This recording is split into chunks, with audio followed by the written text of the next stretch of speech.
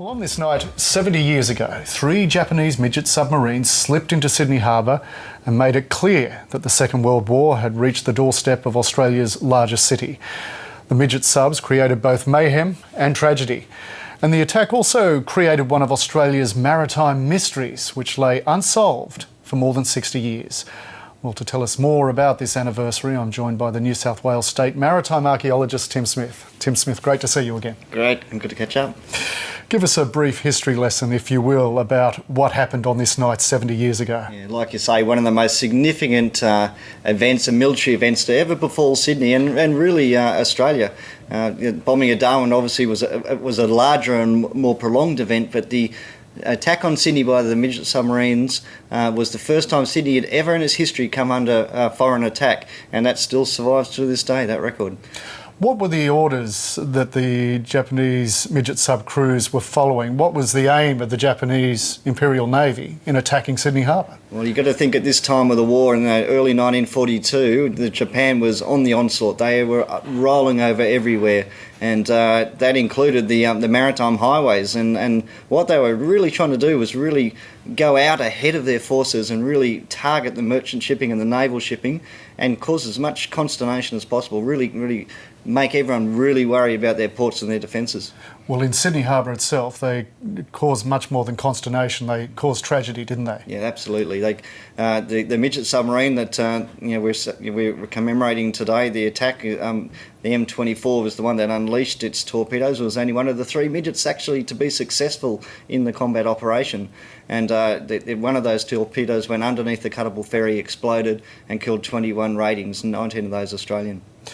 When that happened, what was the reaction of not just the authorities, but Sydney-siders and more broadly Australians to this realisation, this horrible realisation that war and death was right there on their territory now? Well, I guess the noise of the attack was one thing, and I think the Sydney-siders hadn't really seen that before. There were tracer shells and red flares going off and 5-inch shells from USS Chicago, depth charges all night long. It was a really quite an intense battle in the harbour. So much so that people were coming out to watch it on the foreshore. It was just an amazing scene. It's probably hard for us to really realise it today, the impact it had.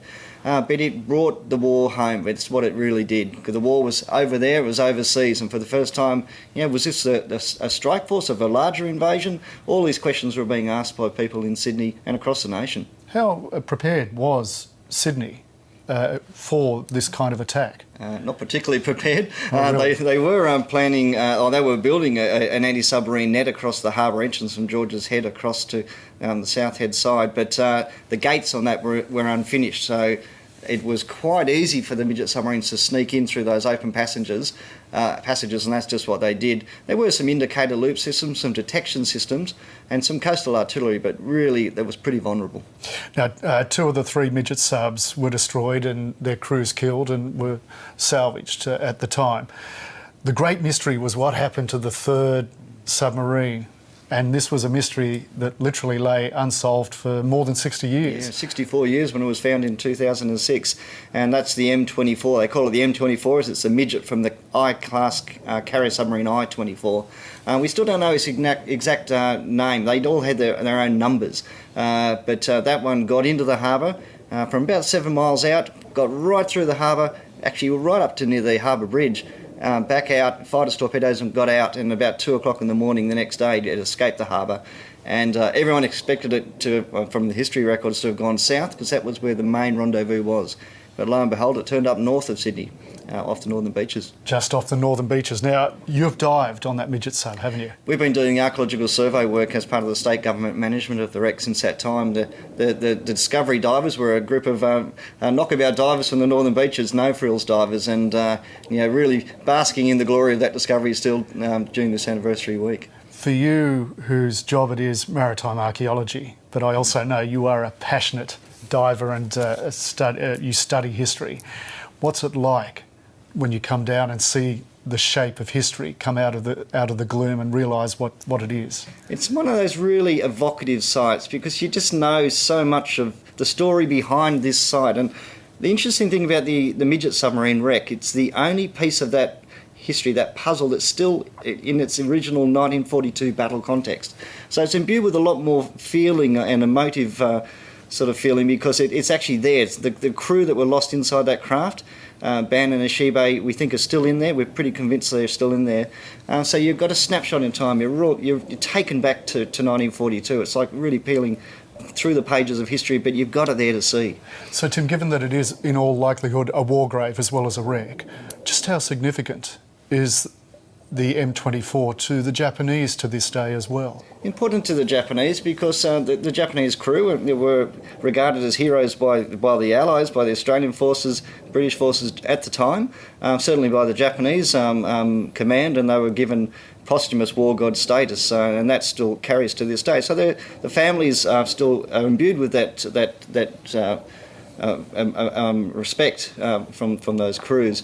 But it's part of the shared history of Japan and Australia, and the M24 doesn't just symbolise the death of those two crew members, it tells the story of the attack on Sydney. So that's why it's got so much significance, and also for its archaeological values.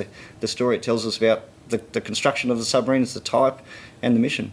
Now, this attack was but one chapter in an ongoing submarine campaign, Japanese submarine campaign, against shipping along the east coast of Australia, wasn't it? It really was. It was the first submarine attack force. So there was a similar raid at the same time at Madagascar in the Indian Ocean, as at the same time as the Sydney raid. The submarine forces split into two. So on the same sort of evening. So, and both of those were failures, but they both had a moral victory. But after that, there were 2 years of submarine operations by the Japanese Imperial Navy along the eastern seaboard, and we know just in New South Wales they sank about 19 ships, and a number of merchant crews were lost in those vessels. Wow, with 19 ships, we're talking hundreds of lives lost. Oh yeah, and hundreds of thousands of tonnage of ships. And some of those are being found. Divers are finding some of these wrecks now. There's one off the south coast of New South Wales, the William Dawes, the US Liberty ship, that was sunk by one of the carrier submarines from the Midget Sub Force. Wow. 70 years on, while there are these commemorative services taking place in and around Sydney, why do you think this attack, and indeed the other submarine attacks, that whole history you just told us about this ongoing campaign, why is this not better known by all Australians, given it is a seminal moment in our history? I think it's partly the wartime censorship. Certainly during World War II, the authorities didn't want people to know that the war was so close, and there was so much risk for merchant mariners going up and down the coast plying their trade, for naval warships and naval personnel, and often also for the troops that were departing to the Pacific Theatre from Australian ports. And the big troop ships were a huge risk from these submarines. I think now that the last of the cuttable survivors from the ferry that were injured in that blast have now passed away this year, I think the story is perhaps evolving into another level. People are really starting to realise, well, this is a part of our history that we could lose, and we really need to capture it, and it resonates still with people, I think, particularly Sydney-siders.